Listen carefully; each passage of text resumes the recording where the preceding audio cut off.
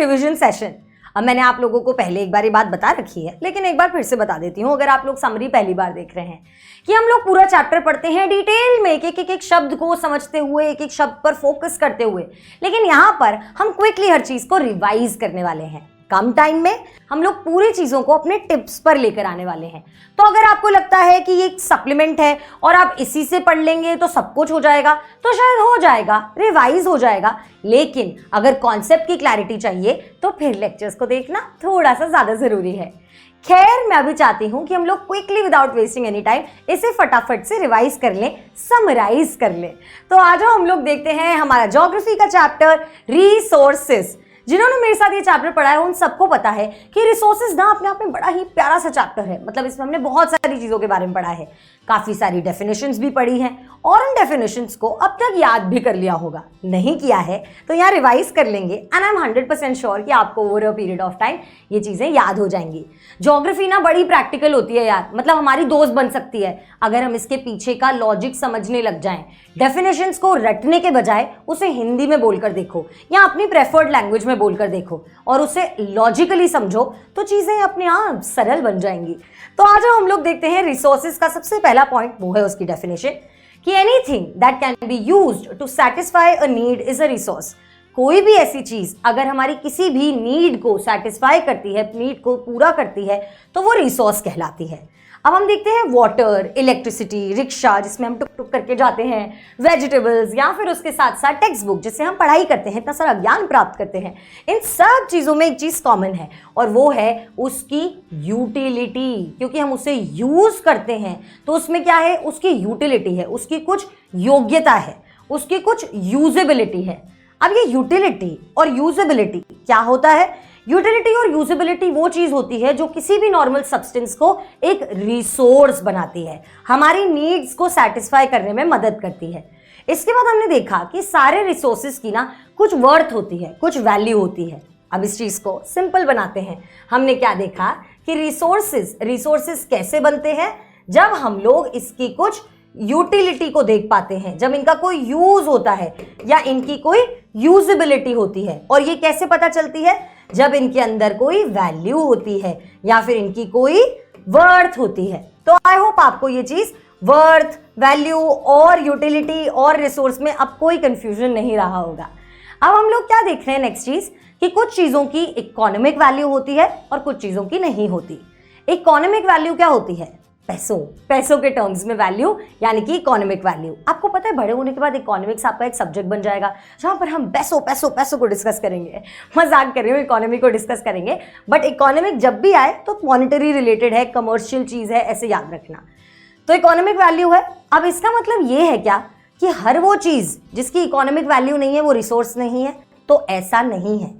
कुछ रिसोर्सेज की, कुछ ऐसी चीजों की जो हमारी नीड्स को सेटिस्फाई करने में मदद करते हैं, कुछ की इकोनॉमिक वैल्यू होती है और कुछ की इकोनॉमिक वैल्यू नहीं होती है।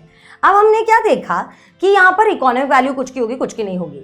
दूसरी चीज इसके आगे जो हम पढ़ेंगे वो ये है कि some resources may be valuable, can be made valuable over a period of time. कुछ टाइम अगर हम उस पर लगा दें, कुछ एफर्ट अगर हम उसके ऊपर लगा दें, तो हम लोग उसको वैल्यूएबल बना सकते हैं। इसका एग्जाम्पल किसी को याद है क्या? हम लोगों ने क्या सोचा था, क्या पढ़ा था? अगर याद है तो मुझे बताना, पर मैं अभी आप लोगों को बता दूंगी क्या है इसका मतलब। तो यार चलो बता ही देती हूँ। याद है हम लोगों ने एक एग्जाम्पल पढ़ा था ऑफ दादी माँ का नुस्खा।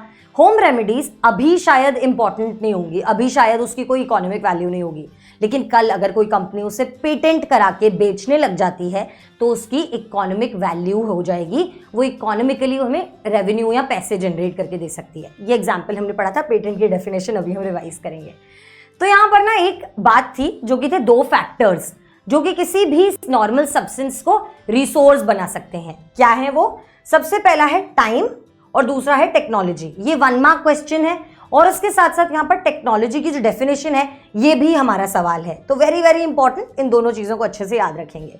अब यहाँ पर ऑल्दो हम लोग एक और पॉइंट पढ़ेंगे, उसके बाद इन दोनों की डेफिनेशन को रिवाइज करेंगे कि the most important resource is human beings. Although हम लोग कह रहे हैं कि ये रिसोर्स है, वो रिसोर्स है, सब रिसोर्स है, लेकिन रिसोर्स को रिसोर्स कौन बनाता है? हम बहुत इंपॉर्टेंट रिसोर्स है, ह्यूमन बींग्स के आइडियाज, उनकी नॉलेज, उनका इन्वेंशन और उनकी डिस्कवरी, ये सारी चीजें मिलाकर हम लोग देखते हैं कि कुछ चीजें रिसोर्सेज में कन्वर्ट हो सकती हैं या हम लोग ज्यादा अच्छे रिसोर्सेज बना सकते हैं उन सब चीजों से। तो इनके आइडियाज, नॉलेज, इनका इनोवेशन, इनका डिस्कवरी बहुत इंपॉर्टेंट है। इसको मैंने डिटेल में समझाया है, जस्ट इन केस आपको इसको डिटेल में समझना है तो you can go back to that lecture. Anyway, हम लोग इसकी डेफिनेशन याद करते हैं, वेरी वेरी इंपॉर्टेंट। अब यहाँ पर दो डेफिनेशंस आई हैं। एक है पेटेंट की। क्या हमने किस कॉन्टेक्स्ट में पढ़ा पेटेंट? कि आज अगर कोई चीज इकोनॉमिकली वैल्यूएबल नहीं है, पैसे नहीं कमा कर दे रही है, तो कोई बात नहीं, over a period of time अगर हम उसे पेटेंट करा लेते हैं, उसे बेचने लग जाते हैं, तो एक सिंपल चीज को भी हम इकोनॉमिकली वैल्यूएबल बना सकते हैं। पेटेंट की definition, it means the exclusive right over an idea और इन्वेंशन। मैंने कुछ इन्वेंट किया, मेरे दिमाग में कोई आइडिया आया, मैंने सोचा जिससे पहले मैं उसको लोगों के साथ शेयर करूं, क्यों ना मैं उसके ऊपर अपना एक राइट ले लूं, मतलब वो सिर्फ मेरा होगा, ऐसे राइट ले लूंगी। अगर इसे पेटेंट करा लूंगी, ऑफिशियली स्टैंप लगवा दूंगी उस आइडिया पर कि ये तो मेरा ही है, तो उसकी मदद से मैं उसको आगे जाके सेल कर सकती हूँ या फिर मैं उसके ऊपर ओनरशिप राइट्स पा सकती हूँ।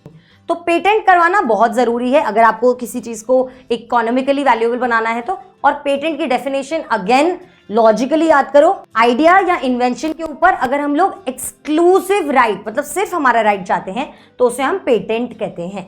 इसे ऐसे याद रखेंगे। Technology on the other hand, अब टेक्नोलॉजी की डेफिनेशन बहुत इंपॉर्टेंट है। एक तो इस तरीके से कि यहाँ पर दो फैक्टर्स हैं जो कि किसी भी चीज़ को वैल्यूएबल रिसोर्स में कन्वर्ट कर सकते हैं, तो उसमें से दो चीज़ों में से एक चीज़ टेक्नोलॉजी है और दूसरा क्योंकि हमें इसे समझना है कि ये कौन से रिसोर्स के अंदर जाएगा, कौन से टाइप ऑफ रिसोर्स के अंदर जाएगा। तो टेक्नोलॉजी की डेफिनेशन हम लोग देखते हैं, it is the application of the latest knowledge and skill in doing और मेकिंग थिंग्स।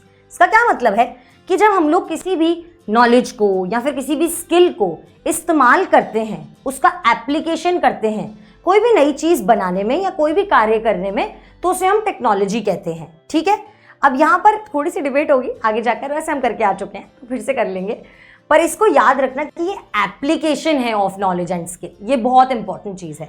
तो इसे हम लोग याद कर लेंगे। आई होप अब तक दिमाग में फीड हो गई होगी, अपनी भाषा में चीज़ों को लिखना स्टार्ट करो क्योंकि अब बड़े हो गए हो। आगे बढ़ते हैं और देखते हैं types of resources. Types of resources कितने होंगे? 3 तरह के होंगे। पहला होगा नेचुरल, दूसरा होगा ह्यूमन मेड रिसोर्सेज और तीसरा होगा हम खुद यानी कि ह्यूमन रिसोर्सेज। ये 3 इसके टाइप्स हैं। अब सबसे पहले पढ़ेंगे अबाउट नेचुरल रिसोर्सेज। तो नेचुरल रिसोर्सेज सिंपल नेचर से पाए जाएंगे और उसके साथ साथ ज्यादा मॉडिफिकेशन के बगैर यूज किए जा सकते हैं। 2 इंपॉर्टेंट चीजें, नेचर से पाए जाएंगे और विदाउट मच मॉडिफिकेशन हम इसे यूज कर सकते हैं डायरेक्टली। जैसे कि एयर जिसे हम ब्रीथ करते हैं, क्या उसमें हम फिल्टर लगाते हैं कि नहीं इसको ना थोड़ा सा ऐसे स्प्रे करके कुछ नया कर देते हैं तो हम एयर को ब्रीथ कर पाएंगे? नहीं, विदाउट मच मॉडिफिकेशन हम उसको ब्रीथ कर लेते हैं। वैसे ही पानी जो रिवर्स वगैरह में पाया जाता है, सॉइल्स, मिनरल्स जो हमें ओर्स से मिलते हैं, जो कि फ्री गिफ्ट्स ऑफ नेचर तो अब नहीं रहे हैं लेकिन free gifts of nature generally होते हैं। ठीक है, तो हम लोग क्या देखते हैं कि ये ड्रॉ किए जाते हैं from the nature, without much modification हम इसको यूज कर सकते हैं। इसमें कुछ फ्री गिफ्ट्स ऑफ नेचर होते हैं, कुछ फ्री गिफ्ट्स ऑफ नेचर होते हैं। नेचुरल रिसोर्सेज को हम लोग फर्दर कैटेगराइज कर सकते हैं किसके बीच में? Renewable and non renewable resources. Very important discussion. अब देखो यहाँ पर रीन्यूएबल क्या होता है? जो चीज रिन्यू की जा सकती है, रिप्लेनिश की जा सकती है।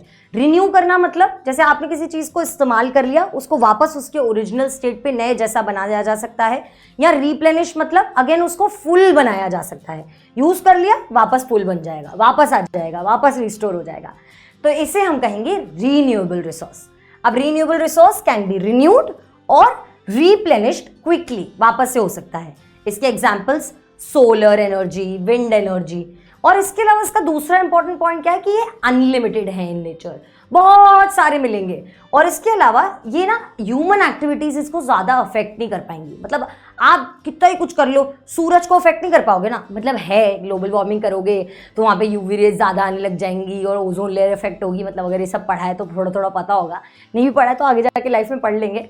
पर मेरा पॉइंट ये है कि कर सकते हो अफेक्ट, लेकिन उसका आना बंद नहीं कर सकते। मतलब पानी है तो पानी रहेगा, उसका कैसे अफेक्ट कर सकते हैं भी मैं बताऊंगी, लेकिन इसको चेंज नहीं किया जा सकता। हाल फिलहाल के लिए ये अनलिमिटेड है, ठीक है। लेकिन इसका एक जो पॉइंट है वो ये है कि हम लोग रीन्यूएबल रिसोर्सेज को ना अफेक्ट कर सकते हैं, उनके स्टॉक को अफेक्ट कर सकते हैं। कौन सा वाला अफेक्ट? ये AFFECT वाला अफेक्ट, मतलब नेगेटिवली इंपैक्ट कर सकते हैं। कब कर सकते हैं? अगर हम इसे केयरलेसली यूज करेंगे तो। Again important point two remember. तो यहां पर इसके एग्जांपल्स पढ़ लिए। नॉन रिन्यूएबल रिसोर्सेज क्या होते हैं? ये अगेन ना डेफिनेशंस में आ सकते हैं, तो ध्यान से पढ़ना, ध्यान से याद करना। नॉन रिन्यूएबल रिसोर्सेज क्या होते हैं? जिनका लिमिटेड स्टॉक होता है, कम है, लिमिटेड है।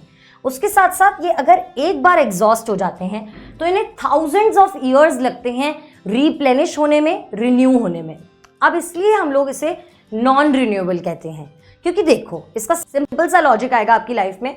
जैसे कोल, पेट्रोलियम, नेचुरल गैस, ये ना बहुत बहुत सालों बाद बनते हैं, बहुत सारे ऑर्गेनिक मैटर से बनते हैं, बहुत अंदर अंदर पाए जाते हैं।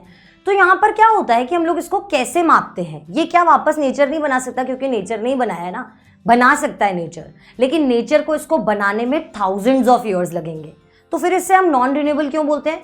क्योंकि एक human life span thousands of years का नहीं होता। तो हमारे एक लाइफ स्पैन में अगर ये एक बार खत्म हो जाते हैं तो ये खत्म हो जाते हैं, दोबारा हमें नहीं मिलेंगे। इसीलिए इसे हम नॉन रिन्यूएबल बोलते हैं। नॉन रिन्यूएबल यानी कि दोबारा नहीं बनाए जा सकते। कोल, पेट्रोलियम, नेचुरल गैस इसका एग्जाम्पल है। अब यहाँ पर एक और इन दोनों की ही इंपॉर्टेंट चीज़ है कि क्या रिन्यूएबल और नॉन रिन्यूएबल रिसोर्सेज हर जगह इक्वली सबको बढ़िया तरीके से मिलते हैं? तो ऐसा नहीं है। ये ना अनइक्वली डिस्ट्रीब्यूटेड है ओवर अर्थ। कैसे? अनइक्वली। और यहाँ से सवाल बनकर आता है कि why are resources, natural resources unequally distributed over earth? क्योंकि यहाँ पर फिजिकल फैक्टर्स हैं जैसे टेरेन, क्लाइमेट और एल्टीट्यूड, जो कि अफेक्ट करते हैं इसकी अवेलेबिलिटी और इसका डिस्ट्रीब्यूशन ओवर अर्थ सरफेस। इसीलिए ये अनइक्वली डिस्ट्रीब्यूटेड है। टेरेन क्या है? एरिया, लैंड किस तरीके का है, एरिया ऑफ लैंड, उसे हम टेरेन कहते हैं। क्लाइमेट क्या है? किसी प्रोलॉन्ग पीरियड ऑफ टाइम तक अगर एक जगह का वेदर कैसा रहता है, कितने कितने टाइम का मौसम चेंज होता है, ये सब कुछ उस जगह का क्लाइमेट बन जाता है। और एल्टीट्यूड क्या है?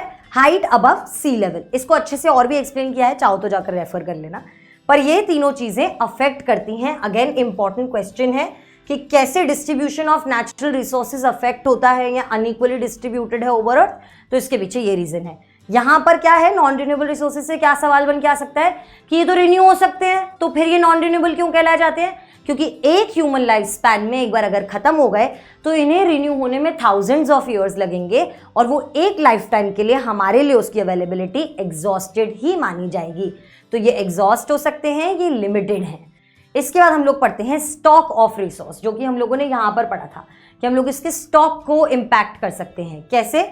It is the amount of resource which is available for use. मैंने आपको इसको चॉकलेट के एग्जाम्पल से पढ़ाया था कि 10 चॉकलेट्स हमारे घर में, तो हमारा स्टॉक ऑफ चॉकलेट्स है। खाते जाओगे खाते जाओगे खाते जाओगे तो खत्म हो जाएगा स्टॉक ना। तो कितना यूज कर सकते हैं, कितनी अवेलेबिलिटी है, उसे हम कहेंगे इसका स्टॉक, किसी भी रिसोर्स का स्टॉक। तो ये हम लोगों ने यहाँ पर नेचुरल रिसोर्सेज को कवर कर लिया। आगे चलते हैं और पढ़ते हैं अबाउट ह्यूमन मेड रिसोर्सेज। कभी कभी क्या होता है कि नेचुरल सब्सटेंसेस जैसे हैं, विदाउट मच मॉडिफिकेशन हम उसको यूज कर सकते हैं। नेचुरल रिसोर्सेज में हम लोगों ने ये भी पढ़ा था कि कभी कभी ना थोड़े से टूल्स और थोड़ी टेक्नोलॉजी यूज करके हम उसको बेस्ट तरीके से यूज कर सकते हैं नेचुरल रिसोर्सेज को। लेकिन कभी कभी हम क्या देखते हैं कि नेचुरल रिसोर्सेज को तभी रिसोर्स बनाया जा सकता है जब उसके ओरिजिनल फॉर्म से उसे चेंज कर दिया जाए। वेरी इंपॉर्टेंट, जब हम लोग ओरिजिनल से उसको चेंज करेंगे तो ही वो नेचुरल सब्सटेंस रिसोर्स बन पाएगा, और इस पॉइंट पर ये बन जाएगा हमारा ह्यूमन मेड रिसोर्स। अब जैसे लोग नेचुरल रिसोर्सेज जैसे वुड का या फिर पेड़ों का या अलग अलग चीज़ों का, रबर का एक्सेट्रा का यूज़ करके, मेटल्स का यूज़ करके हम लोग क्या करते हैं? मैन्युफैक्चर करते हैं चीज़ों को, जैसे कि बिल्डिंग्स को, ब्रिजेस को, रोड्स को, मशीनरी को, व्हीकल्स को। तो यहाँ पर ये ह्यूमन मेड रिसोर्सेज बन जाते हैं। इसके अलावा वेरी इंपॉर्टेंट क्वेश्चन जो यहाँ पर आता है वो है ऑफ टेक्नोलॉजी। मैंने आपसे ना बड़ी डिबेट की थी इस बात पर, अगर आपको याद हो तो। अच्छा, just by the way, debate ना बहुत हेल्दी सा शब्द है, मतलब हम लोगों ने बात की, चर्चा की, थोड़ा सा वार्तालाप किया, वाद विवाद किया, ये हेल्दी चीज़ है। डिबेट करनी चाहिए लेकिन मैच्योरली, अच्छे तरीके से, सभ्य तरीके से, तो डिबेट्स हेल्दी होती हैं। ठीक है, तो हम लोगों ने इस बारे में बात की थी कि टेक्नोलॉजी कैसे ह्यूमन मेड रिसोर्स है। तो एक बार दोबारा चलते हैं इसकी डेफिनेशन के पास, जो कि क्या कहती है, it is the application of latest knowledge. Latest knowledge और अगर स्किल की बात हो रही होती सिर्फ किसी ह्यूमन की, तो वो क्या हो जाता, ह्यूमन रिसोर्स हो जाता। लेकिन हम क्या कह रहे हैं, इसका एप्लीकेशन, इसीलिए यहाँ पर ये टेक्नोलॉजी जो है ह्यूमन मेड रिसोर्स बन जाता है, क्योंकि ये अपने आप में एक चीज़ है, ये जो कि ह्यूमन बींग्स के द्वारा आती है, कोई स्किल है, कोई नॉलेज है, जिसे हम किसी चीज़ को बनाने में या उसको इन्वेंट करने में मदद करते हैं। तो फिर यहाँ पर ये बन जाती है क्या, हमारी ह्यूमन मेड रिसोर्स। ये बहुत इंपॉर्टेंट है, इसको हमेशा याद रखना, बहुत इंपॉर्टेंट है, can't emphasise on this enough. इसके बाद चलते हैं क्या, टेक्नोलॉजी की डेफिनेशन लो यहाँ पर भी आ गई, application of latest knowledge and skill in doing और मेकिंग थिंग्स। अब आते हैं तीसरी category of types of resources पर, जो कि है human resources. It refers to the number which is the quantity and abilities mental and physical of the people. अब यहाँ पर ये बॉक्स भी दिया हुआ है जो कि सेम बात के बारे में डिस्कशन करेगा। इसके अलावा हमारा जो चैप्टर है आगे जाकर ह्यूमन रिसोर्सेज, उसमें भी हम ह्यूमन रिसोर्सेज की डेफिनेशन को डिटेल में पढ़ेंगे। लेकिन यहाँ पर सिंपल रेफरेंस के लिए हमको याद रखना है, इट इज द नंबर। अब यहाँ नंबर का क्या मतलब है, साइज ऑफ पॉपुलेशन। मतलब ये मैं आपको आपकी रेफरेंस के लिए समझा रही हूँ। साइज ऑफ पॉपुलेशन, जब हम कितने लोग हैं, कितने सारे लोग हैं, और उसके साथ साथ उनकी एबिलिटीज क्या है, मतलब उनकी क्वालिटी क्या है, जैसे उनमें प्रोफेशनल स्किल्स कितने हैं, या उनमें कैसे स्किल्स, किस किस तरीके के स्किल्स हैं, क्या क्या चीज़ें कर सकते हैं, ये सारी चीज़ें ना। मेंटल, मतलब जैसे कि अगर आप में प्रॉब्लम सॉल्विंग स्किल है या आप क्रिएटिव हो, तो ये मेंटल और फिजिकल कैपेबिलिटी भी, ये जो एबिलिटीज और नंबर हैं, ये मिलकर बनाते हैं क्या, ह्यूमन रिसोर्सेज। अब that is why human beings अपने आप में एक स्पेशल रिसोर्स है। अगर हम इनकी क्वालिटी को इम्प्रूव करने पर, लोगों के पीपल के स्किल को इम्प्रूव करने पर, उनकी क्वालिटी को इम्प्रूव करने पर हम लोग फोकस करते हैं, और उसकी मदद से अगर हम लोग ज़्यादा चीज़ें, ज़्यादा रिसोर्सेज को क्रिएट कर पाते हैं, तो इस इम्प्रूविंग द क्वालिटी, अब इसमें ना हमेशा याद रखना, इम्प्रूविंग द क्वालिटी को हम ह्यूमन रिसोर्स डेवलपमेंट कहते हैं। कई बार ना हम डेफिनेशन लिखते लिखते कंटेंट तो याद रख लेते हैं, लेकिन हम कंफ्यूज हो जाते हैं कि एक्चुअली किस चीज़ को ह्यूमन रिसोर्स डेवलपमेंट बोलते हैं। तो हमेशा ना चीज़ के ऊपर फोकस करना, नाम के ऊपर फोकस करना। हम किस बारे में बात कर रहे हैं, ह्यूमन रिसोर्स डेवलपमेंट के बारे में बात कर रहे हैं। ह्यूमन रिसोर्स को कैसे डेवलप करना है, कैसे करेंगे, उनकी क्वालिटी को इम्प्रूव करके, उनके स्किल्स को इम्प्रूव करके। तो ये जो है improving the quality of people skills, ताकि वो और रिसोर्सेज क्रिएट कर पाएं, इसे हम कहते हैं ह्यूमन रिसोर्स डेवलपमेंट। अब यहाँ पर ह्यूमन रिसोर्सेज का बॉक्स एक बार चेक कर लेते हैं, थोड़ा सा लंबा है लेकिन बहुत ईजी है। क्या, क्वांटिटी और मेंटल और फिजिकल एबिलिटी, दो ये डिफरिंग होते। अब ऑल्दो मैंने आपसे क्या बात कही थी कि यहाँ पर बहुत डिफरिंग व्यूज होते हैं। लोग सोचते हैं कि ह्यूमन को रिसोर्स कैसे बोल सकते हो, क्या सिर्फ तुम बोलोगे तो ही प्रोडक्टिव हो पाएंगे, क्या सिर्फ उनमें क्वालिटी होगी तो ही वैलिड है, ये सब डिबेट चल रही है। लेकिन हम इस बात को डिनाई नहीं कर सकते कि स्किल ही है ह्यूमन बीइंग का जो किसी फिजिकल मटीरियल को वैल्यूएबल रिसोर्स में कन्वर्ट करता है। कोई चीज़ ऐसे ही वहाँ पर लाई कर रही है, जैसे आयन और जहाँ आयन वैसी ही वहीं की वहीं पड़ी थी, वो तो ह्यूमन बीइंग ने दिमाग लगाया कि भाई इससे आयन निकाल सकते हैं, और इस आयन को यूज़ करके हम इतनी सारी चीज़ें बना सकते हैं, मेटल क्रिएट हो सकता है, ये हो सकता है, वो हो सकता है, इंडस्ट्रीज बन सकती हैं, उससे हम गाड़ियाँ बना सकते हैं, उससे हम बहुत कुछ कर सकते हैं।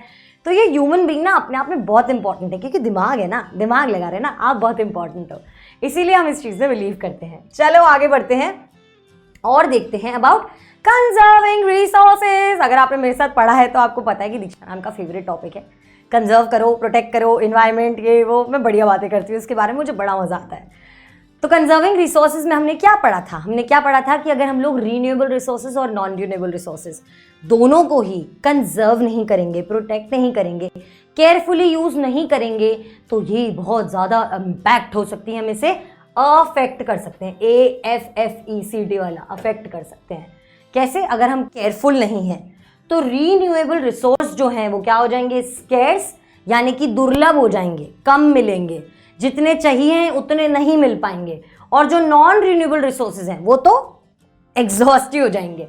तो यहाँ पर याद रखना, रीन्यूएबल रिसोर्सेज क्या होंगे, स्केर्स हो जाएंगे, कम हो जाएंगे, जितनी रिक्वायरमेंट है उतने नहीं मिलेंगे, और नॉन रीन्यूएबल रिसोर्सेज गायब हो जाएंगे। तो हम क्या बोलते हैं, using resources carefully, part 1 of this definition. One चीज है ना, यूजिंग रिसोर्सेज केयरफुली, और दूसरी चीज क्या है, giving them time to get renewed, उनको जितना टाइम चाहिए वापस से उनकी ओरिजिनल फॉर्म में आने में, ये दोनों चीज़ें जब हम करेंगे तो इसे हम रिसोर्स कंजर्वेशन कहेंगे। कंजर्व कैसे करोगे रिसोर्स को, कि हम उसे केयरफुली यूज़ करें, इस्तेमाल ढंग से करें और जितना टाइम उसको रिन्यू होने में चाहिए उतना दें। ये इसकी डेफिनेशन है, इंपॉर्टेंट है, याद रखना। Carefully utilising resources so that besides meeting the requirements of the present it takes care of future generations. Again मैंने क्या कहा था, बैलेंस बनाना है किसके बीच में, आज की नीड में फुलफिल हो जाए आज की नीड और हम फ्यूचर जनरेशंस के लिए भी रिसोर्सेज रखें। तो हम क्या कर पाएंगे, डेवलपमेंट कर पाएंगे, ग्रोथ कर पाएंगे पॉजिटिव वे में। किस तरीके से, सस्टेनेबली, यानी कि ऐसी चीज जो चलती रहे, सस्टेन कर सके, प्रोलॉन्ग्ड पीरियड तक चलती रहे, इसे हम क्या कहेंगे, सस्टेनेबल डेवलपमेंट। आई होप आपको ये डेफिनेशन भी याद हो गई है कि आज की जो नीड है उसको हम लोग आज की नीड को पूरा कर लें, प्रेजेंट की नीड को, और टेक केयर करें फ्यूचर जनरेशन का। ठीक है, हर इंसान कंट्रीब्यूट कर सकता है कंजर्विंग ऑफ रिसोर्सेज में। कैसे, 3 R's को यूज करके। मैंने इसको बढ़िया तरीके से आपको बताया था एग्जाम्पल्स के साथ। एग्जाम्पल्स आपकी लाइफ में जो होंगे ये कई बार इंटरप्रिटेशन के लिए आ जाते हैं एग्जाम में, तो प्लीज़ अगर आपने नहीं पढ़ा है, नहीं सुना है तो सुन लो, और नहीं तो खुद भी याद करो कि क्या क्या ऐसी चीज़ें हो सकती हैं जिससे हम कर सकते हैं 3 R's। 3 घंटे नहीं, 3 R's, जो कि हैं reduce, recycle and reusing things. मैंने आपको बहुत सिंपल लॉजिक से एक चीज़ समझाई थी कि ये सारी चीज़ ना वेस्ट के ऊपर होती है। वेस्ट जनरेट होता है तो प्रॉब्लम्स जनरेट होती हैं। वेस्ट एक रिसोर्स को ना बनने दें। रिसोर्स से लेके वेस्ट बनने की जो जर्नी है उसको हम लोग लंबा कर दें तो हम लोग चीज़ों को लंबे समय तक चला पाएंगे और रिसोर्स को कंजर्व कर पाएंगे। तो यहाँ पर अगर हम रिड्यूस करते हैं कंजम्पशन, मतलब ऐसे भूखे नहीं रहना है, पर अगर हम लोगों को पता है कि हमें बॉटल में इतना पानी चाहिए तो उतना ही लें, प्लेट में जितना खाना चाहिए उतना ही लें, इलेक्ट्रिसिटी यूज़ आ रही है तो उतनी यूज़ करें। रिड्यूस करें कंजम्पशन जहाँ पर कर सकते हैं। रिसाइकिल करें, मैंने आपको किताबों का एग्जाम्पल दिया था, यहाँ पर बहुत सारी चीज़ें रिसाइकिल होती हैं तो रिसाइकिल ज़रूर करें और उसके साथ साथ रीयूज़ करें। जब तक किसी चीज़ की लाइफ है, किसी भी, जैसे आज एक टी शर्ट की भी लाइफ होती है तो उसकी कितनी लाइफ है उस तक उसको यूज़ करें, उसे बार बार यूज़ करें, उसे अलग अलग तरीक़ों से यूज़ करने की कोशिश करें। तो अगर हम ये 3 R's को लाइफ में इम्प्लीमेंट करते हैं तो हम क्या करते हैं, 3 वेज ऑफ कंजर्विंग रिसोर्सेज। ये 3 वेज हैं, कैसे, 3 R's के चलते। आई होप आपको ये याद रहेगा।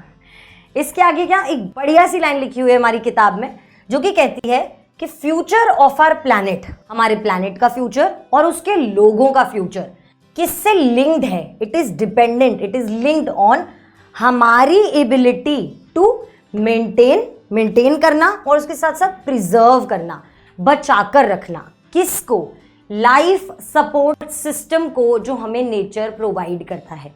हमारी ज़िंदगी को सपोर्ट करने के लिए नेचर हमें चीज़ें प्रोवाइड करता है। अगर हम उसे मेंटेन करते हैं और प्रिजर्व करते हैं तो हमारी फ्यूचर ऑफ प्लैनेट और हमारे लोगों का फ्यूचर जो है वो सिक्योर रह सकता है। 3 तरीके हैं इसको करने के। ये सवाल बन सकता है, यहाँ पर अलग अलग तरीके से पूछा जा सकता है, सीधी लाइन आ सकती है, या फिर इससे पूछा जा सकता है how can we conserve resources. तो आप इसमें 3 R's दे सकते हो और उसके साथ साथ ये तीनों चीज़ें भी लिख सकते हो। क्या है कि all uses of renewable resources are sustainable. Renewable resources को ऐसे यूज करें कि सस्टेन कर पाएं, उसे लंबे समय तक चला सकें। The diversity of life on earth is conserved. दुनिया में जितनी भी डाइवर्सिटी है, अलग अलग तरीके के लिविंग बींग्स को हम कंजर्व कर सकें। और उसके अलावा जो डैमेज है टू नेचुरल एनवायरमेंटल सिस्टम, इसे हम मिनिमाइज कर दें जितना कर सकते हैं। इसे डिटेल में पढ़ा है, अगर याद करना है तो एग्जाम्पल्स के through, detail definitions, detail examples के थ्रू हमने इसे पढ़ा है, जाकर उस पर रेफर कर सकते हो। यहाँ पर आती है हमारी सस्टेनेबल डेवलपमेंट की डेफिनेशन।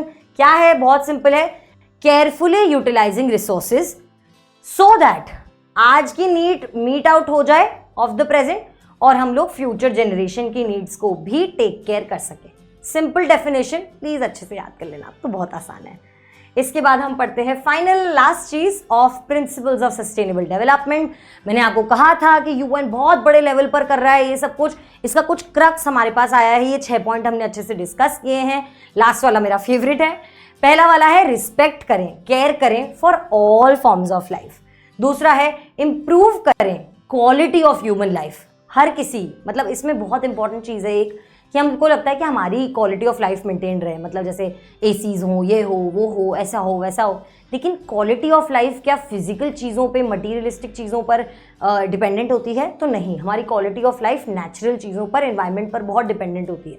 तो हम अपने ह्यूमन लाइफ को इंटीग्रेट करके चलें एनवायरनमेंट से, और हमारी क्वालिटी ऑफ लाइफ को इम्प्रूव करने की कोशिश करें। Conserve the earth's vitality and diversity, ये भी मैंने आपको बताया था, वाइटलिटी ऐसे क्यों बोला, शायद आपको याद आ जाएगा। Minimise the depletion of natural resources, natural resources का जो एग्जॉशन हो रहा है, जिसको हम खत्म करे जा रहे हैं, उसको कम कर दें।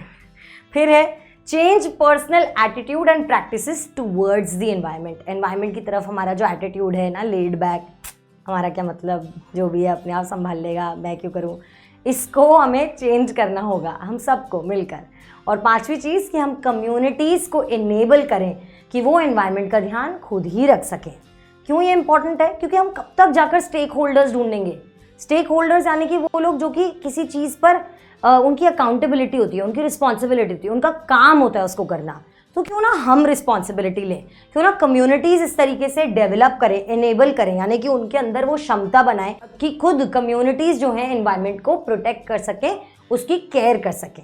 यहाँ पर हमारा ये चैप्टर खत्म हो जाता है। तो कॉन्ग्रेचुलेशंस, हमने समरी भी पढ़ ली है इस चैप्टर की। आई होप आपको ये चैप्टर अच्छे से समझ में आया होगा।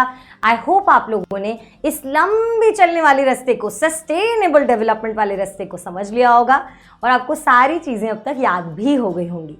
अगर नहीं हुई तो कोई बात नहीं, थोड़ा सा माइंड मैप बनाओ, थोड़ी सी मेहनत करो अपने नोट्स के साथ, सब कुछ सरल बन जाएगा। Always remember that we are here for you for anything that happens. और उसके साथ साथ मैं आप लोगों को बस एक लास्ट टाइम रिमाइंड कराना चाहती हूँ कि you are beautiful and you are very precious to me and to this world. So conserve yourself, protect yourself, integrate yourself with environment, and always treat yourself like a resource. Thank you so much. Stay tuned. अभी वाला chapter तो खत्म हो गया, but there's a lot more to explore. Thank you.